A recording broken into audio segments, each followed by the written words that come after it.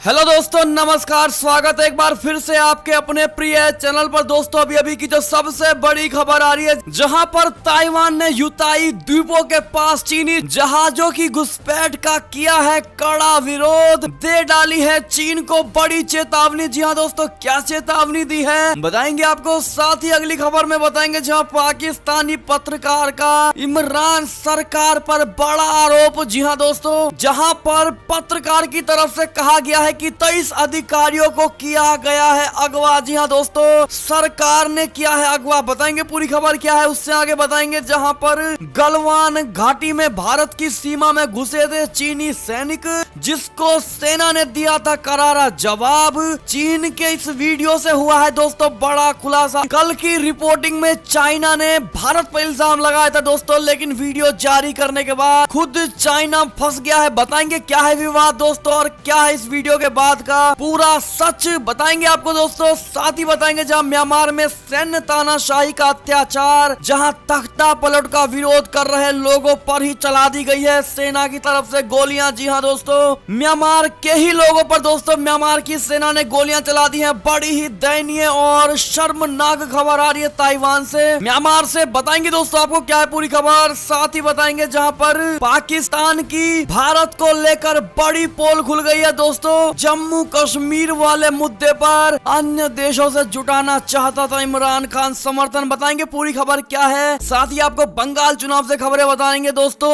और इंग्लैंड के खिलाफ 5 T20 मुकाबलों से जुड़ी खबरें बताएंगे आपको। तो बने रहेगा वीडियो के लास्ट तक। और अभी खबरों में आगे बढ़ने से पहले अगर आप भी मानते हैं कि मोदी जी हैं तो हर चीज संभव है और हमारी भारत की सेना है तो हमारा देश गर्व से जी रहा है, तो इस वीडियो को भी कर दीजिए लाइक, चैनल को कर दीजिए सब्सक्राइब, बेल आइकन दबाइए, साथ ही कमेंट बॉक्स में लिख दीजिएगा जय हिंद। जी हाँ दोस्तों, चलते हैं पहली और सबसे बड़ी खबर की तरफ, जहां पर ताइवान ने यूताई द्वीपों के पास चीनी जहाजों की घुसपैठ का कर दिया है बड़ा विरोध। जी हाँ दोस्तों, और बाद में दे दी है चीन को बड़ी चेतावनी। बता दे ताइवान ने यूताई द्वीपों के पास चीन की घुसपैठ की कार्यवाही को लेकर बड़ी चिंता जताई है। पूर्वी चीन सागर में निर्जन द्वीपों, जिसे जापान में सेनुकाकस भी कहा जाता है दोस्तों, जिसके करीब चीनी जहाजों के मंडराए जाने के बाद ताइवान ने चीनी दुश्मनी और अस्थिर करने वाली गतिविधियों के बारे में चिंता व्यक्त करते हुए कहा है कि ड्रैगन अपनी हरकतों से बाज नहीं आ रहा है। सोमवार और मंगलवार को 4 चीनी जहाज डीयू यूतई द्वीप समूह के करीब मंडराते देखे गए दोस्तों। जापान के तट रक्षक ने कहा है कि 2 नावें मंगलवार की सुबह दूर जा रही थी, जिसमें एक जहाज भी शामिल था, जबकि अन्य ने जापानी मछली पकड़ने वाली नाव की ओर बढ़ने का प्रयास किया। ये घुसपैठ 1 फरवरी को चीन के आदेश के बाद फिर से की गई है दोस्तों। ताइवान के विदेश सेवा प्रतिनिधि जोआन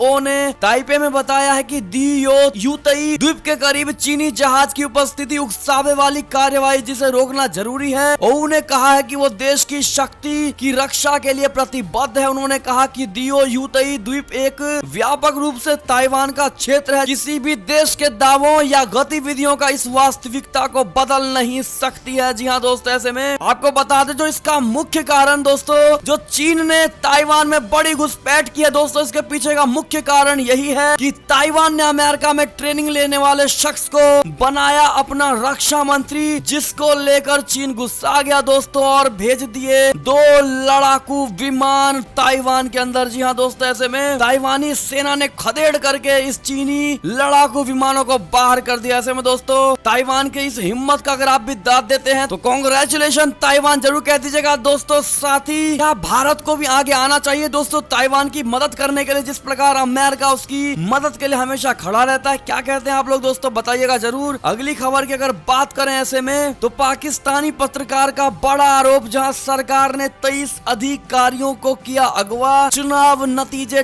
टालने की है मांग। बता दे पाकिस्तान के 4 निर्वाचन क्षेत्रों में उपचुनाव हुए हैं दोस्तों, जिसके लिए एक दिन पहले ही मतदान भी संपन्न हो गया है। ये चुनाव पंजाब और खैबर पख्तूनख्वा प्रांत में सीट खाली होने के बाद कराया गया। पाकिस्तान के चुनाव आयोग का कहना है कि मतदान कड़ी सुरक्षा के बीच हुआ है। पूर्व नेताओं की मौत के बाद इन क्षेत्रों में चुनाव हो रहे हैं। इसी बीच एक पत्रकार ने सरकार पर बड़ा आरोप लगाया दोस्तों। पत्रकार हामिद पीर ने ट्वीट करते हुए कहा है कि 23 पीठासीन अधिकारियों को सरकार ने अगवा किया है। क्या पाकिस्तान के सुप्रीम कोर्ट ने इस पर संज्ञान लिया। ये काफी गंभीर बात है। पीर ने पाकिस्तान मुस्लिम लीग के नेता और पूर्व मंत्री एहसान इकबाल का ट्वीट शेयर करते हुए ये बात कही है दोस्तों। अपने ट्वीट में इकबाल ने लिखा है कि PMLN की उम्मीदवार नौशीन इफ्तिखार ने मुख्य चुनाव आयुक्त को एप्लीकेशन लिखी है, जिसमें उन्होंने NS-75 के नतीजों को तब तक रोकने की मांग की है जब तक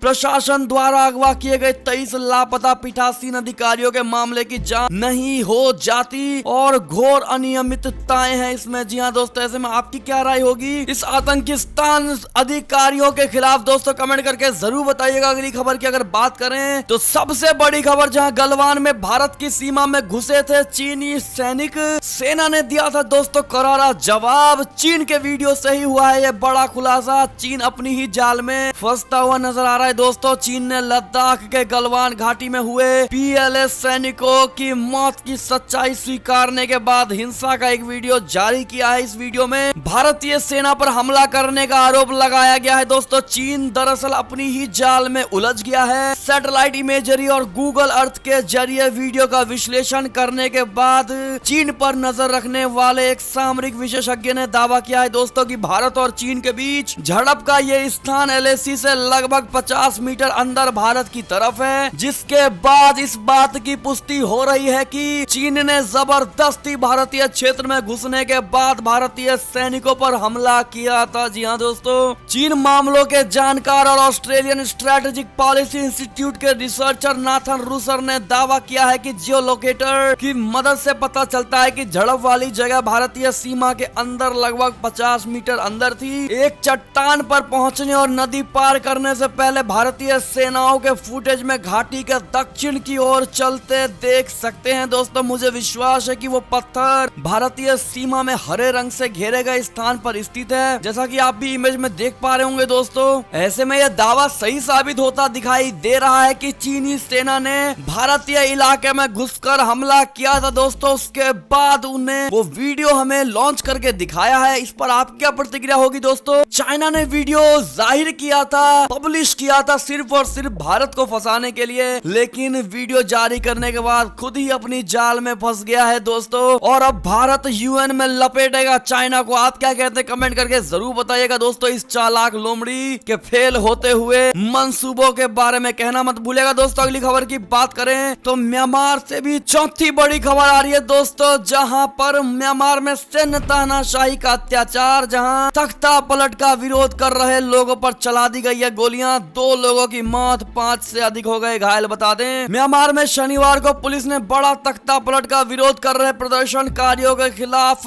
बल का प्रयोग कर दिया दोस्तों। सुरक्षा बलों ने प्रदर्शनकारियों पर रबड़ की गोलियां चला दी, आंसू गैस के गोले दागे और पानी की बौछारें कर दी, जिससे कई प्रदर्शनकारी घायल हो गए। स्थानीय मीडिया की रिपोर्ट के मुताबिक देश के दूसरे सबसे बड़े शहर मांडले में पुलिस ने गोलियां चलाई, जिसमें 2 प्रदर्शनकारियों की मौत हो गई। जी हाँ दोस्तों, फ्रंटियर म्यांमार की रिपोर्ट के मुताबिक एक प्रदर्शनकारी के सिर में गोली लग गई और मौके पर ही उसकी मौत हो गई, जबकि एक व्यक्ति के सीने में गोली लगी और अस्पताल ले जाने के दौरान रास्ते में उसने दम तोड़ दिया। पुलिस द्वारा गोली चलाने की घटना यदा नाबोन बंदरगाह के पास हुई, जहां दिन में भी सुरक्षा बलों ने प्रदर्शनकारियों पर रबड़ की गोलियां चलाई, आंसू गैस के गोले दागे और पानी की बौछारें कर डाली। जी हाँ दोस्तों, बड़ी ही शर्मनाक खबर आ रही है, जहां खुद ताइवान के लोगों पर ताइवानी सेनाओं ने हमला कर दिया दोस्तों। इससे बड़ी किसी लोकतंत्र की अवहेलना क्या हो सकती है दोस्तों? कमेंट करके जरूर बताइएगा। इस खबर पर तो कृपया करके भारी मात्रा में कमेंट करिएगा दोस्तों। देखते हैं हमारी भारत की जनता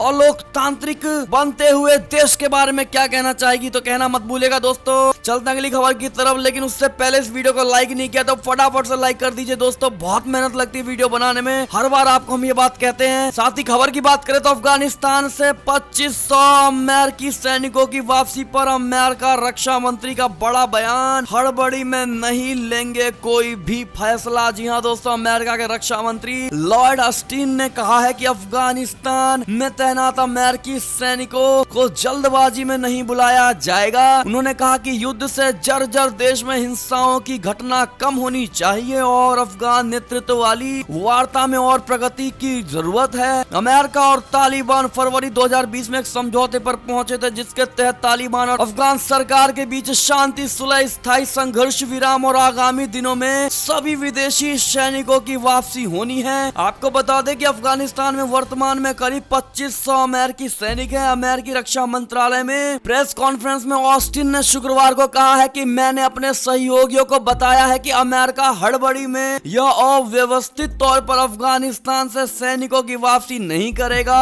और न ही गठबंधन की प्रतिष्ठा पर आंच आने देगा। फिलहाल सैनिकों की वापसी को लेकर कोई बड़ा फैसला नहीं हुआ है। दोस्तों अगली खबर की अगर ऐसे में बात करें तो विदेश मंत्री जयशंकर जी ने मालदीव के सहयोग को सराहा है। दोस्तों 1 लाख टीकों की अतिरिक्त खुराक सौंप डाली है। जी हाँ दोस्तों, विदेश मंत्री एस जयशंकर ने शनिवार को माले में मालदीव के अपने समकक्ष अब्दुल्ला शाहिद से मुलाकात की। जयशंकर ने कोविड-19 के दौरान दोनों देशों के बीच निकट सहयोग को लेकर मालदीव की बड़ी सराहना की है। दोस्तों इस मौके पर जयशंकर ने मालदीव के लिए 1 लाख कोरोना वैक्सीन की अतिरिक्त खुराक भी सौंपी है। दोस्तों आपको बता दें विदेश मंत्री जयशंकर ने कहा है कि दोनों देश कोरोना महामारी के बाद आर्थिक स्थिति में सुधार के लिए भी सहयोग जारी रखेंगे। भारतीय विदेश मंत्री ने मालदीव के विदेश मंत्री शाहिद व स्वास्थ्य मंत्री अहमद नसीम को कोविड-19 के 1 लाख टीकों की अतिरिक्त खुराक भी सौंपी है। जयशंकर और उनके समकक्ष अब्दुल्ला शाहिद ने संयुक्त रूप से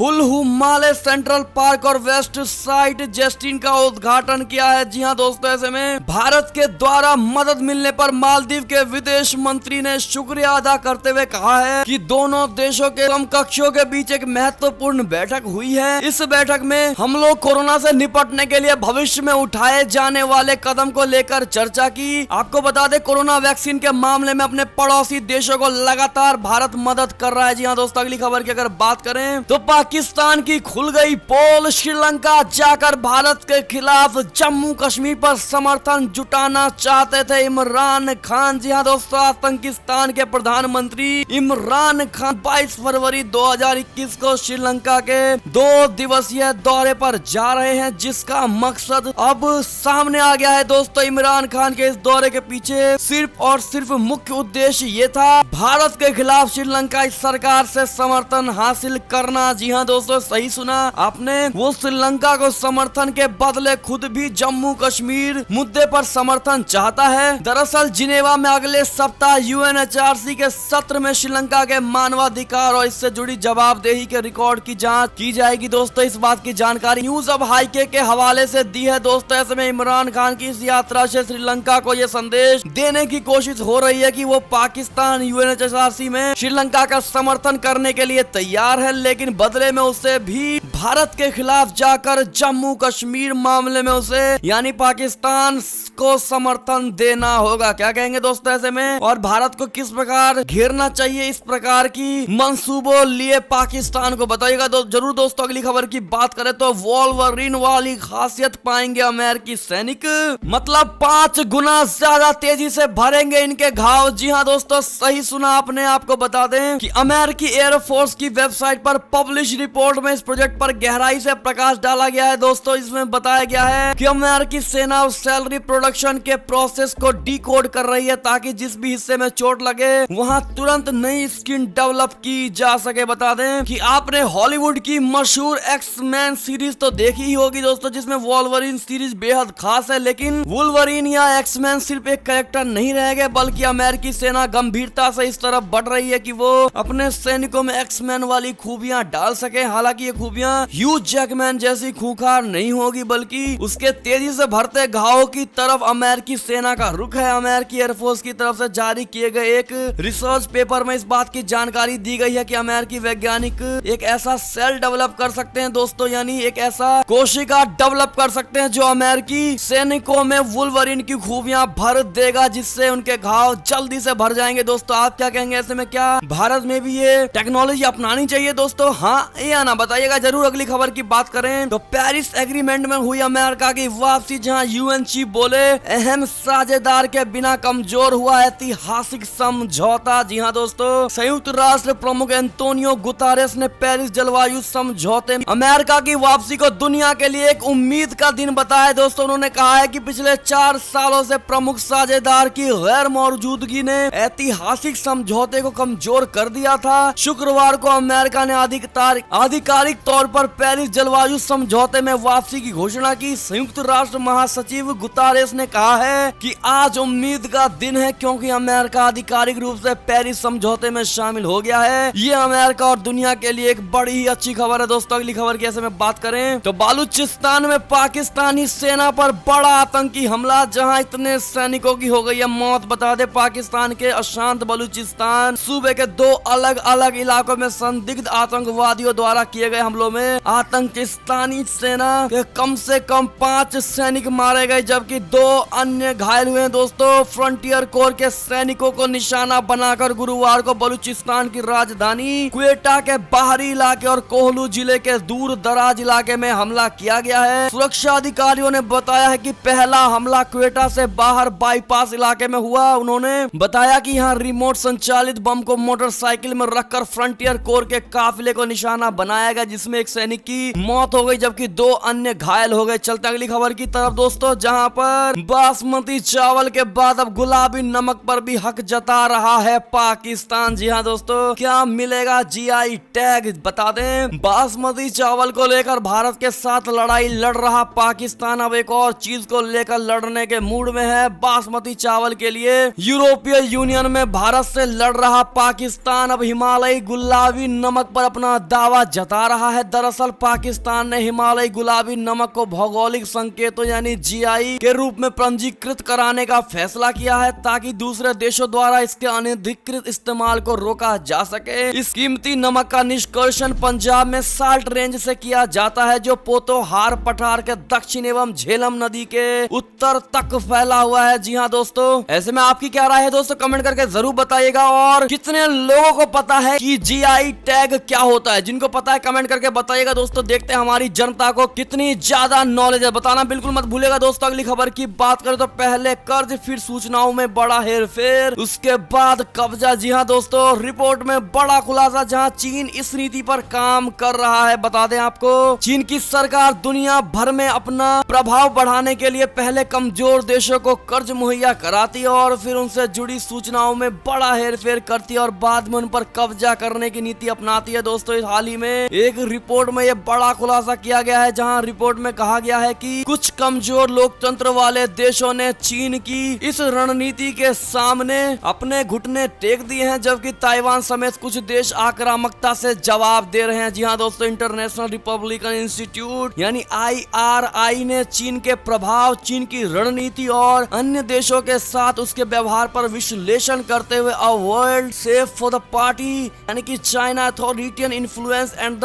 डेमोक्रेटिक रिस्पॉन्स शीर्षक से एक रिपोर्ट जारी की, जिसमें यह कहा गया है कि चीन की कम्युनिस्ट पार्टी ने दुनिया भर में कमजोर देशों का हितैषी बनकर खुद फायदा उठाया है। जी हाँ दोस्तों, ऐसे में आप क्या कहेंगे? क्या ये रिपोर्ट बिल्कुल सही कहता है दोस्तों? कितना प्रतिशत समर्थन आपका, 0 या 100%? बताइएगा जरूर। ऐसे में अगली खबर की बात करें तो कोरोना से जुड़ी बड़ी खबर आ रही है, जहां मुंबई में 1305 इमारतें सील कर दी गई है। दोस्तों फिर पाबंदियों में 71,000 से ज्यादा परिवार। बता दें मुंबई में अचानक कोरोना वायरस संक्रमण में तेजी की वजह से बीएमसी ने पाबंदी शुरू कर दी है। मुंबई में 1305 इमारतों को सील कर दिया गया है। इनमें 71,838 परिवार रहते हैं। मुंबई में 2,749 केस आने के बाद बीएमसी ने यह फैसला लिया है। दोस्तों ब्रन मुंबई नगर निगम यानी बीएमसी ने गुरुवार को बढ़ते कोरोना वायरस के मामलों के बीच मुंबई के लिए नई गाइडलाइन जारी कर दी, जिसमें कहा गया था कि यदि किसी बिल्डिंग में 5 या उससे ज्यादा कोरोना के मामले मिलते हैं तो फिर पूरी बिल्डिंग को सील कर दिया जाएगा। इसके अलावा अगर मरीज होम क्वारंटाइन में रहना पसंद करता है तो फिर उसके हाथों में स्टैंप लगा दिया जाएगा। दोस्तों ऐसे में हम भी अपने पूरी टीम की तरफ से आपसे निवेदन करना चाहते हैं दोस्तों कि कोरोना को हल्के में ना लें, और जो लोग ये सोच रहे हैं कि कोरोना खत्म हो गया या कोरोना कुछ नहीं है, तो दोस्तों कृपया करके ऐसा विचार मन में ना लाएं और सीरियस होकर के कोविड-19 के सारे रूल को फॉलो करें दोस्तों, जो सरकार ने आप सभी के लिए बाधित किया है। तो चलते अगली बड़ी खबर की ओर, जहां पर मुख्यमंत्रियों के साथ मीटिंग में प्रधानमंत्री मोदी ने कह दी बड़ी बात, जहां उन्होंने कहा है कि किसानों को थोड़ा गाइड करने की जरूरत है। जी हाँ दोस्तों, बता दें प्रधानमंत्री मोदी ने कहा है कि हमने कोरोना के दौरान देखा है कि कैसे केंद्र और राज्य सरकारों ने राष्ट्र को सफल बनाने के लिए एक साथ काम किया है। हमें कृषि प्रधान देश कहे जाने के बावजूद भी आज